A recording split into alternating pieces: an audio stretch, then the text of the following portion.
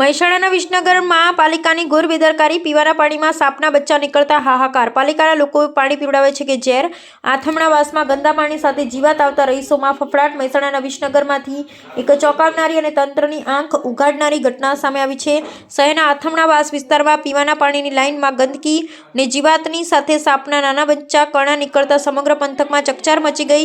એક તરફ રોગચાળો ફાટી નીકળવાનો ભય છે, ત્યારે બીજી તરફ તંત્ર રહીશોના સ્વાસ્થ્ય સાથે ખુલ્લેઆમ ચેડા કરી રહ્યું હોય તેવું લાગી રહ્યું છે. શું છે સમગ્ર ઘટના? વિસનગરના આથમણાવાસ વિસ્તારમાં રહેતા અંદાજે 150 થી વધુ પરિવારોને જે લાઇન દ્વારા પાણી પૂરું પાડવામાં આવે છે તેમાં છેલ્લા કેટલાક સમયથી અત્યંત ગંદુ, દુર્ગંધ મારતું પાણી આવી રહ્યું હતું. જ્યારે આજે રહીશોએ પાણી ભર્યું ત્યારે તેમના સાપના નાના બચ્ચા કણા તરતા જોવા મળ્યા હતા. આ દ્રશ્યો જોઈ સ્થાનિકોના ભયની સાથે ભારે રોષ જોવા મળી રહ્યો. લોકોમાં રોગચાળો ફાટી નીકળવાનો ભય છતાં તંત્ર નિંદ્રામાં. મહત્વનું છે કે વિસનગરના નવાપુરા વિસ્તારમાં પહેલેથી જ પાણીજન્ય રોગચાળો ફેલાયેલો છે. અનેક લોકો બીમારીનો ભોગ બની રહ્યા છે. તેમ છતાં પાલિકા તંત્ર હજુ પણ ઘોર નિંદ્રામાં હોય તેમ જણાય છે. ગંદા પાણીમાં જીવાત અને સાપના બચ્ચા નીકળવાની આ ઘટનાએ લોકોની ચિંતામાં મોટો વધારો કર્યો છે. સ્થાનિકોના વિધક સવાલ: શું પાલિકા કોઈ મોટી હોનારતની રાહ જોઈ રહી છે?